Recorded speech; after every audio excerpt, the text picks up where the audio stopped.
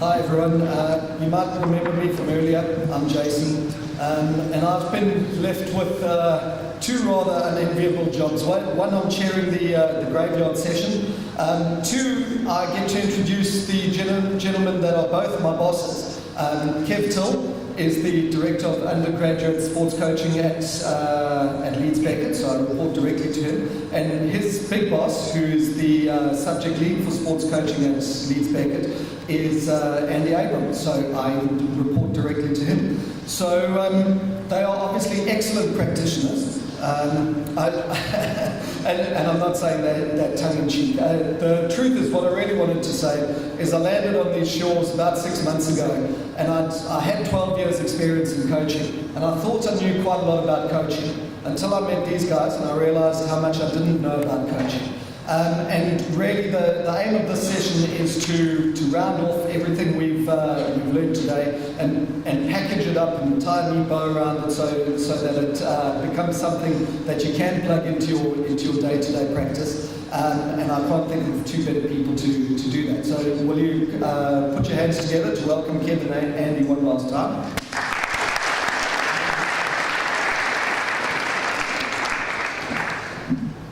Thank you, Jason. Thanks. Welcome. Thank you. Okay. Like Jason said, guys, graveyard shift. Thanks for everyone hanging about.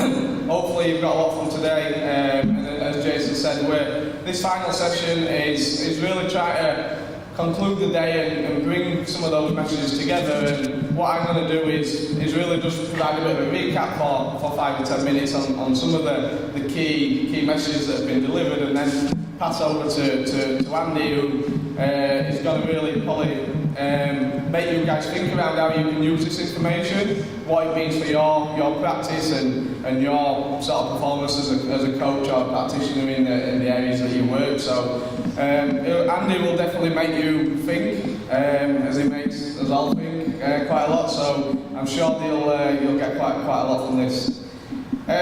Just to start, I just want to start in terms of probably where Ben started at the beginning of the day, and this was the picture that he used to open his slide.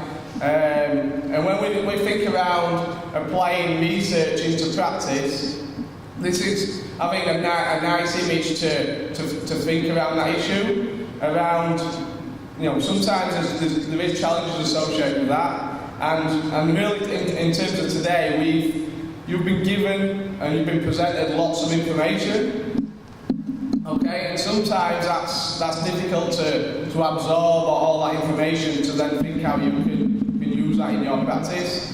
So when we think around actually applying research into practice, there's quite a lot of areas within that continuum. So Ben discussed how that can be used within large teams in terms of multidisciplinary teams, informing policy and practice, and this idea of the research practitioner. But actually, a lot of people in the room aren't going to be in a position sometimes where they're going to be able to have that sort of support, especially depending on the level that you're working with. So, and then the idea of how we use research and how we, as academics, disseminate some of that research that can be used by the practitioner on the ground. So when we think of this, the idea of research needs to be, from the academic side, insightful and informative to inform practice, but the practitioner also needs to be willing to accept and listen to that research to inform their practice, but also have the tools available to them to be able to use that and apply that in their practice. So that's sort of the key message, and like I said, where Andy will probably go with some of his work. Again, when we look at player development and the number of areas that contribute to developing a youth rugby player or a youth athlete in general, these are generally the 5 areas that are identified. Okay, so we have the technical, tactical, physical, psychological, psychobehavioural, and then the social factors. Okay. And previously, if we go back 12, 15 months when we last delivered the CARR project, the CARR conference, a lot of the material was focused around the physical, very much S&C based, and the questions that we always got were, what about the technical things we're developing with players? What about the psychological things? And I don't think that in terms of today's presentations that we've tried to provide a much more of a multidisciplinary overview of sort of the research and how that research is developing over time. So I'm very aware that these areas have been developed throughout the day, probably more than others, okay? But I think that's important in terms of moving forward and for you guys to think about.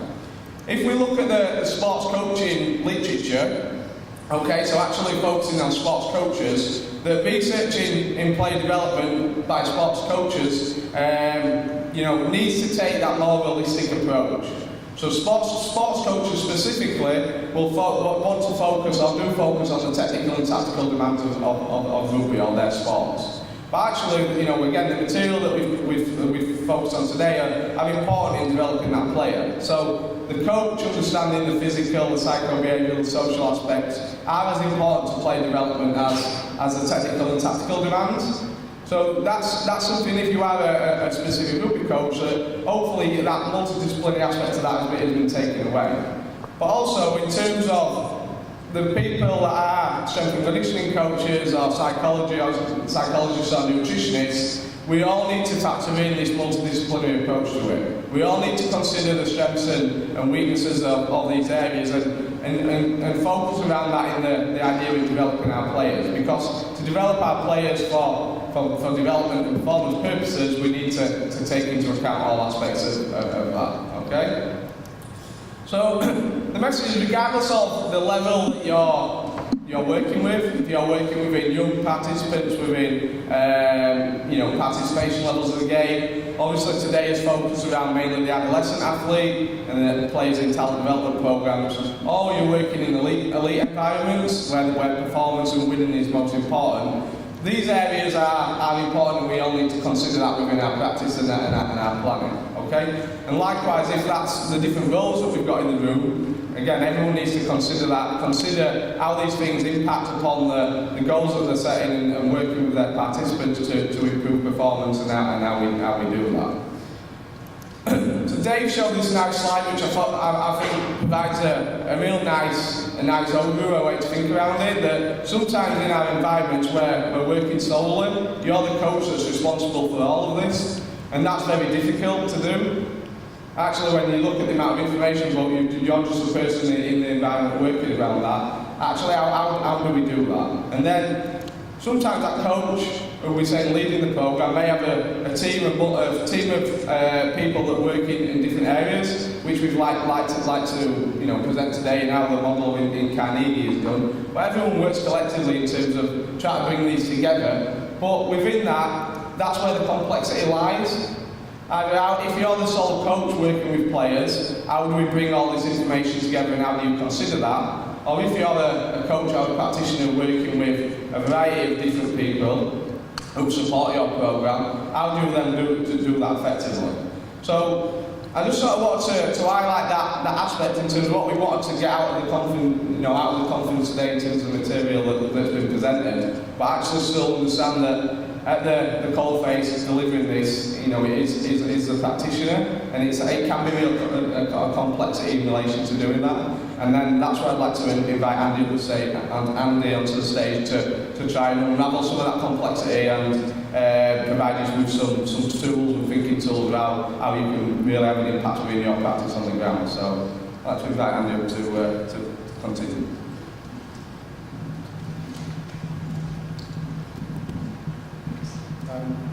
Good afternoon, everyone. Yeah, great. Okay. So, thanks to Jason for that very kind introduction. It was heartfelt, I'm sure, but it felt like it. But actually, I think it's the first thing I'd like to do to sit down when I'm standing with you. It's myself, Louise is here, and is Mike still here, as he slipped off? Yeah, he slipped off. We as heads of subjects have, I suppose, are responsible for managing some of this sort of process, and it's actually a very, very proud moment for us when we see people standing up here and presenting what I think has been a really good day for me to just cock up, but hopefully not. So I'd just initially like to say thanks very much to all of the people who've spoken today. It's been a wonderful opportunity. I've sat at the back there taking copious notes, and I'll actually bring to those notes for in a second in terms of how do I take the notes that I'm taking. So I think that might be of an interest for people to think about that. So very much at the moment, thanks very much to especially Ben and Kev for going through such turbulence. It's been a really positive experience. But enough of the nice stuff. I'm glad Kev left this slide up, this idea of managing complexity. Because ultimately, most things in life are complex. And it's the way in which we choose to engage with complexity which often says something about how successful we are with it. And I think the fact that so many people in this room suggests that people recognise complexity and engaging in professional development, therefore, is quite a useful thing. For me, I'd like to go back to relatively based principles, which is, as Kev put up before, that the bottom line is we have these people stood in front of us. So I cat herd, stroke coach, a group of under 10s, and I've been cat herding for 4 years now, and I'm hoping at some point it actually stops cat herding and becomes more like coaching, but I don't know, perhaps it doesn't. But ultimately, on a Sunday morning, so I wasn't there today, so I was here, but you know, I've got this 9 or 10-year-old boy stood in front of me. And we only see them for 2 hours a week. Next year we probably might go to a midweek training. But there's a responsibility on me to actually help that young boy, and potentially we haven't had any girls for the last 2 or 3 years, but potentially young girl, to enjoy sport, to get better through sport, to grow, perhaps not just grow as a sports person, but also just as a person. And that's quite a big responsibility, and even if it is only for 3 hours a week, it's quite a responsibility. And I think that, for me, is the thing that we should never lose sight of, is there is someone at the end of this process, and it's a person. And that person is a complex biopsychosocial being, just as much as you are and I am. So we engage in complex systems that are meant to try and help people. And there was a guy called Vygotsky who is a long time ago talked about this idea of a zone of proximal development, which is, if you leave people alone, just let them get on with life, then generally speaking they will get better. You then put a teacher in front of them, and that teacher, just through prompting and probing, can generally improve their performance from this level to that level relatively quickly. But we should all know by now, if you take that person away, performance drops quite quickly. But what we've just highlighted there is that that's what their normal performance is like, and that's what we can get to be like within 1 or 2 hours, maybe 1 or 2 weeks. What we now have is what's known as the zone of proximal development. That is what they're capable of. So how do we consistently enable them to meet that and then recognise there's another step for them to take? So we're constantly providing that challenge of a zone of proximal development. I've had concerns in the past, but I think coaches and coaching has done the opposite, which we've taken children, put them in a system which, if they hadn't been in that system, they'd have gone better, but actually put them in a system which is actually making them do that. And that, to me, is quite a scary and dangerous thing. That is what we're doing definitely making a positive impact on what they do? I'm pretty certain there's been days that I've done the opposite.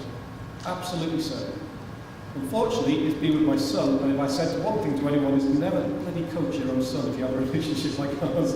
It doesn't work very well. It's worked much better now, but God, it was awful for the first 2 years. Awful. So I'm pretty certain in those first 2 years, that was not particularly useful. I probably hindered his and my relationship quite badly at times. But there's a person at the end of this. So how are we helping this person get better? Because, as Kev says, one of the things I try to do is look at complexity. I also like to look at complexity going, how can we simplify it? So there's a quote from, apparently from Einstein, although I'm not sure he actually definitely said this, but he says something along the lines of, any fool can make something more complex, it takes a genius to take a complex thing and make it simpler. But he also said, make everything as simple as possible, but no simpler.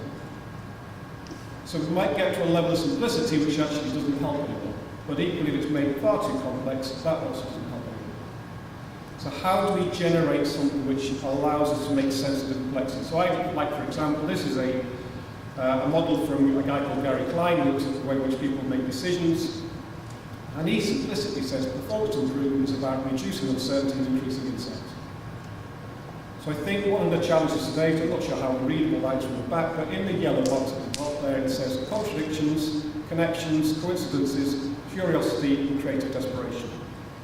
They, for him, are the sorts of things which allow us to create insight. So one of the pain in the ass things I do quite a lot is I'll try and point out potential contradictions. So Josh, apologies. That's why I asked, what do we mean by better? Because it's a really important question. What do we mean by that? I'll offer a view on that a bit later, but you might challenge me on going, well, why is that better?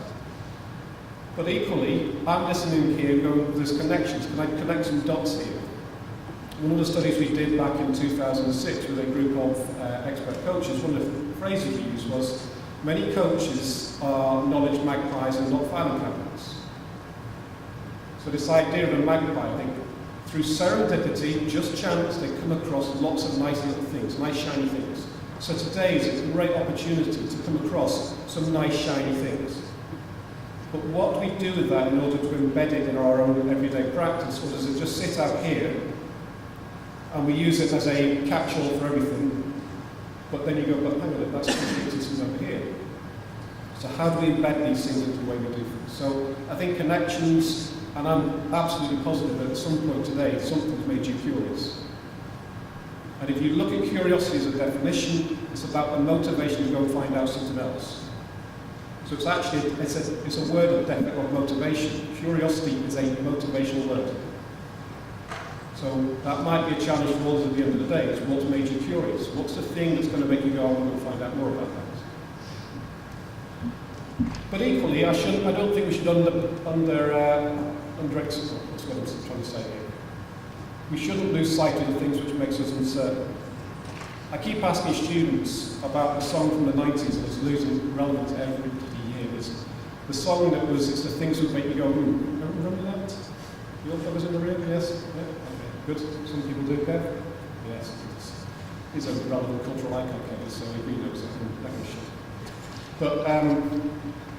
But it's the things that make you go, what's the sort of things that make you, I don't know the answer to that. I'm not sure what's going on here. So again, for me, uncertainty is a crucial thing for us to acknowledge and recognise in our practice. And there's generally 5 ways in which we can respond to uncertainty. We can reduce it by going and find out more information. We can make some assumptions. We can weigh up pros and cons. We can try and see something coming down the track that's known as forestalling, or we can suppress it. And there's nothing inherently wrong with suppression, because sometimes you do have to suppress uncertainty. But if that's our go-to strategy every time, then that's not a good state of affairs to be in. So I think embracing uncertainty is crucial. What are the things that you're not certain about? And I think if we can get that, reduce uncertainty, increase insight, performance very quickly improves. Just want to bring this up. One of the things that myself and my colleague Dave Collins talked about is this idea of professional judgment decision making. And it was one of those moments where uncertainty came for me, where I was at a conference 2 weeks ago, and someone said, what do you mean by professional? And I had an assumption that people knew, but actually very quickly became that people assumed profession meant paid. So I thought, well, I better do something about that. So here's a definition of a profession or a professional. It doesn't necessarily mean you're paid. You'd like to think most people are, but there we are. Generally speaking, coaching is not a profession. The only, in fact, as far as I'm aware, if you were to look at a coaching system, the only people in that system who are allowed to be called professionals are dietitians, physiotherapists, and medics. That's the only thing that's got professional status. I'm a sports psychologist now as well, but that's now through the BPS rather than through BASIS. So the only people out in the system who are defined by, so if you take number 4, require organisation, regulation, purposes, and recruitment discipline. So you can be struck off from those different professions. You can't be struck off from being a strength and conditioning coach, from being a coach, from being a physiologist. So these things are important, but if that's true and if not everyone's a psych professional, then I think there's 2 things that we can all engage in. One is that we do that, is we engage in theoretical as well as practical expertise. So Andy Rock before was talking about this need for us to challenge what's the basis of what we do. Where does it come from? And I'll go on to that a little bit later on. And the other one is this, and I think this is crucial for a system, is to allow professionals to make judgments which are autonomous. We give people space to do their job. But if you're going to give people that space, and we're going to give people that autonomy, the expectation has got to be that they do their job well, which then takes us back to 2. So I think we get into this view of looking at our practice being about making judgments and making decisions. And then we can look at, well, what's underpinning that? And we're starting to get into this realm of making professional judgment decisions, so PJDM, professional judgment decision. And I think today there's been a lot of knowledge shared which definitely hits 2, which would allow you to do 5. So just to give you a little bit more detail on this, there's some research from some of you. It's a very popular book now by a guy called Daniel Kahneman, who talks about thinking fast, thinking slow. And within that, he talks about there being 2 main systems that support the way which humans make decisions. There is type 2 decisions and type 1 decisions. And what he talks about is the vast majority of our time we are engaged in making type 1 decisions, which is there are decisions made with very little conscious effort. But then also type 2 decisions, which are far more about using conscious effort. And what he talks about is humans have a massive preference for type 1 rather than type 2. He calls type 2 the lazy system. Thinking is a hard thing to do. It's very resource dependent. It takes up a lot of energy. So I don't know if anyone else here has gone through an educational experience and lost weight. I lost 6 kilograms doing my PhD, which was a hell of a shock to me. I thought sitting on my backside for about 6 months would have made me put weight on. I lost 6 kilograms. It's a very intensive thing to do. Not PhDs, but thinking it takes a lot of energy. So our brain is naturally adapted to not using it very much. There are some issues around that, some individual dispositions which affect that. I'm not going to tell you what. But generally speaking, we prefer to stay type 1 rather than type 2. And that has a big implication if we're looking at things where we'd like people to be more thoughtful. So Ben, you were talking at the beginning of the day about researchers being the slow and the practitioners being the fast. I've seen plenty of researchers who are too fast because they don't go slow enough. But equally, I've seen the same with coaches. They don't give themselves the space to think. We had a chat with, Twitter chat with John Pendlebury, who's the head of the Academy at Yorkshire Carnegie. We were just having this Twitter chat, and I said, John, we do a very good job at actually planning other people's time to give them space to think, but we don't do it for ourselves very well. He just came out, yeah, absolutely right. So where do we give ourselves that space to think? But I just want to go into a bit more depth around this decision making, and actually when you get into this, there are 2 different ways in which we might engage in this type 2 decision. One is very much an analytic view, which is very slow, very thoughtful, and you could argue that's what, if you like, if you get into an annual planning cycle, or even a quadrennial planning cycle. That's a very thoughtful, analytical process. So we've got people bringing in data, and that data has to be unpacked and thought about. It's a very analytic process. But we can't do that all the time, so we do have to make conscious judgments, so we make them a bit more quickly. This is where we get into this idea of rule-based judgments. So we'll do things quite quickly, we'll do them based around some rules, or another word is heuristics. They're classed as mental shortcuts. They allow us to do our job quickly. And it's amazing how many of these things that you will have that you don't even know you use. So a lot of them are actually quite implicit. I sat in a room with, people know Russell Henshaw, who works with the England Rules under 18s. Sat in a room whilst he presented, and I identified 10 that he was using, and he was only aware of 5 of them. I think he found it quite an enlightening experience and quite scary because which people to look at. So we have these things at our disposal, some of which we'll know, some of which we won't know, and I'll actually talk about some of the ones I've written down today. But those rules, all that analytic knowledge, can be formal, or they can be based on folk. So if I go with folk, that might be just the ideas that we learn, the knowledge that we learn through everyday experience. And it's not necessarily a bad thing. In fact, it's not a bad thing, unless it causes bad things, if that makes some sense. So a lot of the judgments we engage in, we can't have made those judgments based on what we've read. That literature base doesn't exist for sport at the moment, so it can't. But the question is are we making folk judgments when in fact there is better, and back to what do we mean by better, but better formal knowledge that we could have drawn on to actually make a better decision. So should we be drinking protein shakes? There's a classic bit of folk knowledge that a lot of people will work with, a lot of players will work with. Well, they do. The statement you put up is a classic folk statement. But what does the research say about that? Could we be doing that better? So should we make folk judgments when formal knowledge exists to help us make better judgments? And that, to me, is a crucial part where we can start challenging ourselves, because that's where the uncertainty should lie. Could you be making better judgments? And ultimately, it comes back to what I said before about that player who stood in front of you. That player who stood there, is your judgment about their development the best judgment you can make?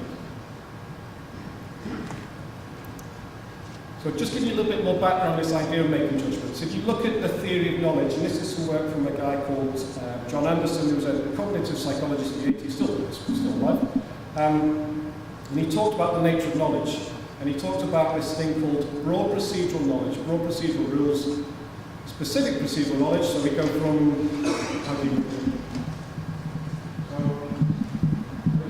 so your left, there's broad procedural rules. So broad procedural knowledge is our doing knowledge. And if you look at doing, it being about what we do and how we do it.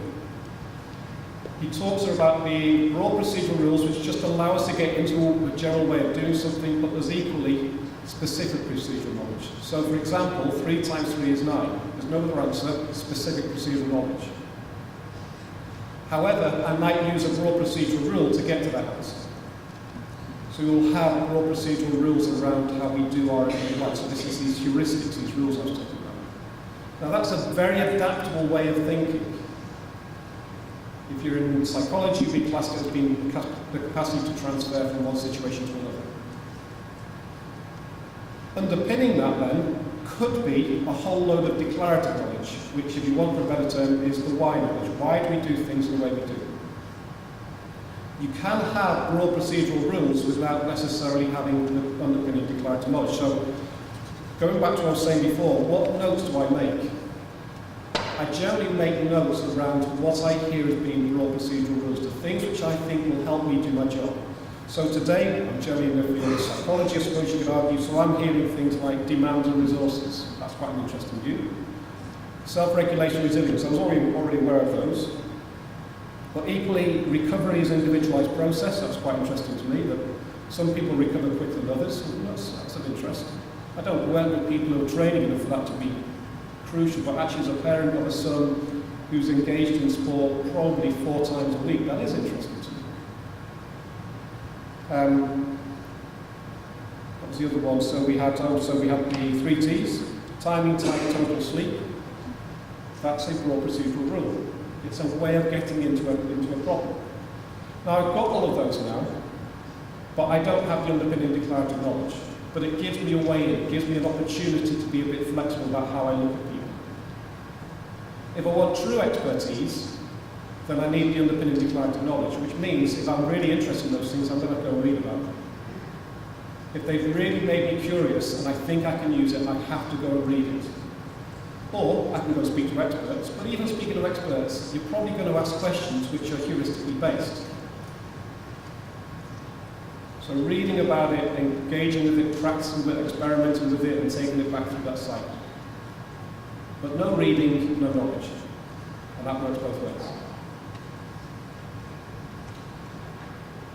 So key message from me, so if you like, even that model is a broad procedural knowledge. It's a rule. But it's a lack of declarative knowledge in that model. If you want to know more about it, there's stuff written as a reference so if you want to look at it. I'm not saying you have to, but the reference exists. And I think this gets us into the nature of research then. And I think this is important for us as researchers, but also as consumers of research, is I see 3 broad types of research. Research in, where I've seen researchers essentially use sports as an interesting vehicle. They've got this idea of going, well, let's go and look at the sport. There's no real view on what they're doing it for, other than though it's just interesting. It's just a social setting to do research in. For people, I don't particularly like the word practitioners because I think researchers are practitioners. It's just the nature of our practice which changes. But connections to coaches, connections to people who are perhaps at a coalface working with other individuals, there's generally little connection, and generally the knowledge generator's got low fidelity because the context is just not good enough. I think you then get into research of, which for me is what the majority of sports science research is that it's not particularly close to the nature of practice. But I don't think it should be, because quite often it's about informing things which can inform further down the line. So it's not a criticism, it's a critique. Sports science research has to occur because we need to generate an evidence base. So then there's almost certainly linked declarative knowledge you can take from that, but there is a definite bit of rule, sort of raw procedural rule that you can take from it to start to make, shape practice. It's sometimes a bit of an ask. And then I think finally there's research for practice, which is very closely connected to the nature of practice in terms of a social setting. There's almost certainly a pretty quick and obvious direct relevance, and it's almost certainly very useful declarative knowledge, and almost certainly very, very good rules that can be taken from it.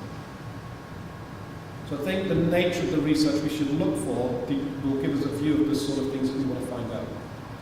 It doesn't mean that you should read all these other things, it's just a view on where would you look for the right sort of things. So I think, generally speaking, for me, delivering on a master's in sport coaching, I look for excellent book chapters that are integrated.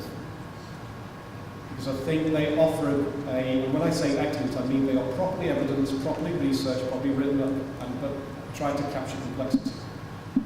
But also, the back of that then is for the curious person a whole raft of references that people then get into if they're interested in going deeper into any of these concepts on which they've been delivered. That's a view. Kev talks about some tools.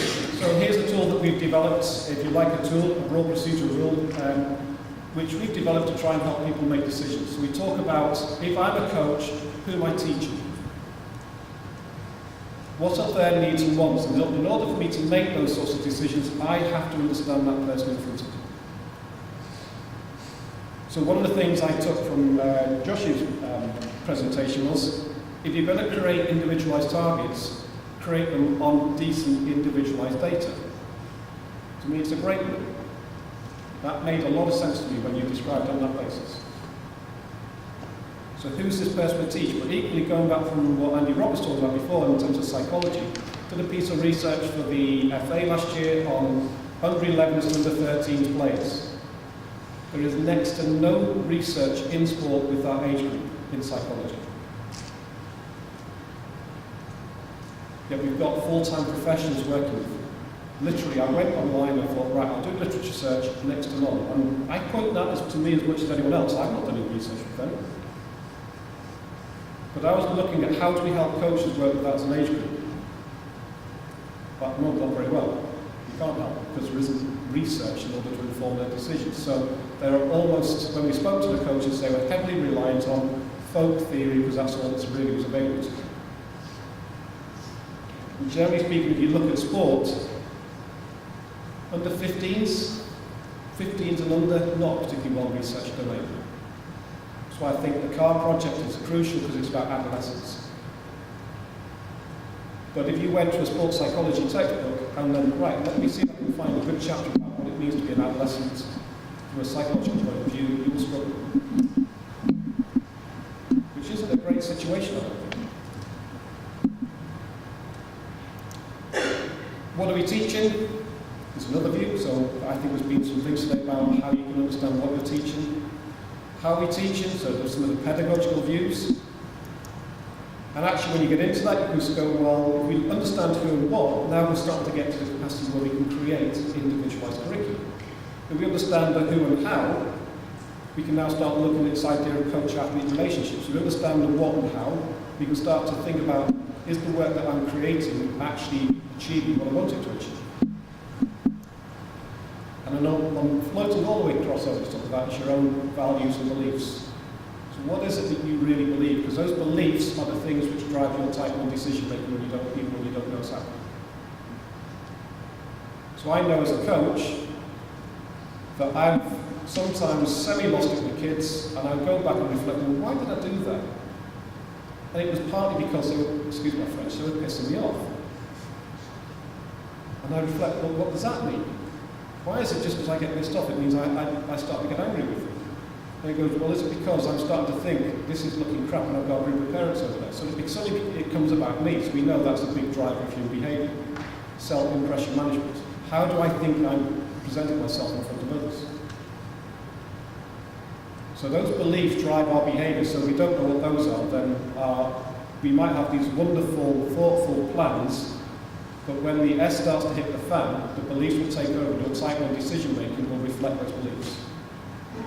So getting some ownership over those beliefs is crucial. So I'm just going to go back to this. So we've got this complex situation. We've got a player that we're trying to develop, and we've got all sorts of people who are impacting on that. So this is probably going to be the key message I'm going to finish with from this perspective, is how do we create a shared view of what all of those people are trying to do? There's this term known as constructive alignment. It comes from education. How do we ensure all parts of the system are aligned in order to achieve what we wanted to achieve? So if we go back to my question about what do we mean by better, well, you know what you mean by better if there is a shared view of what is this process designed to do. So what are the outcomes we're trying to get to? What are the capabilities? How do we know when we're achieving those capabilities?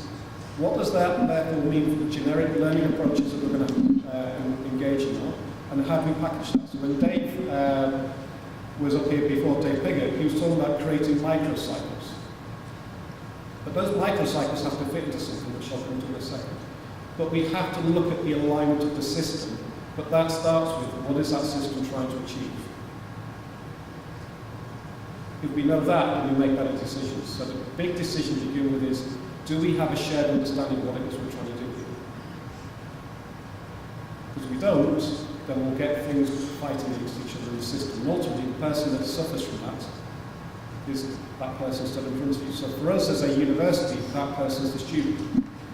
So we have to do this in the design of degrees, just as much as people have to do that in the designs of play development systems. So, how well aligned is what you're doing?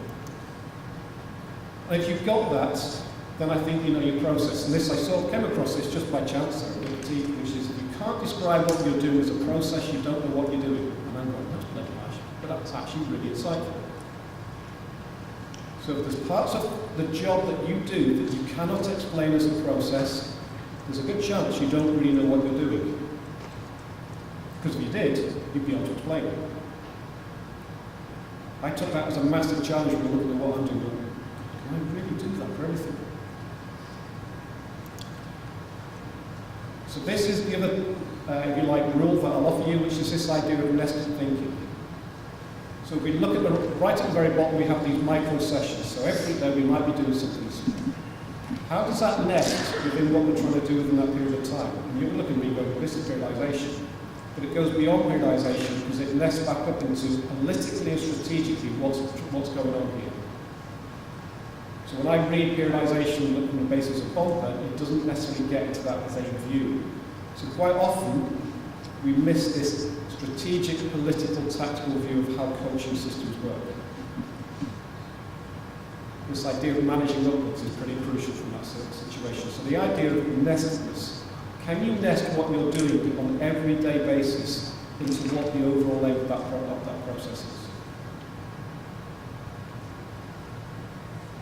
And as such, challenge your CPD days. I love using pictures, which you will in a second. So, takeaway. What's the takeaway? This is crap as it sounds, isn't it? Okay. So, today, what's connected with you? Here's the challenge. What's connected? Is it rules? Which is fine, or is it rules that have made you curious, in which case, what's going to happen next? And I think the crucial thing, that this is a question I ask our master's students after a semester. So they've been in the programme, they've completed 2 modules at least. We start the next module, my first question to them is, okay, what's changed? And it's amazing how often you get faced up and going, oh Christ, I thought about that. Well, you're paying $4,500 to do something, presumably you're doing that to change. So what will change? What are you going to take and what will change? And ultimately, how will that happen? To be able to set the open road, so I'll stop.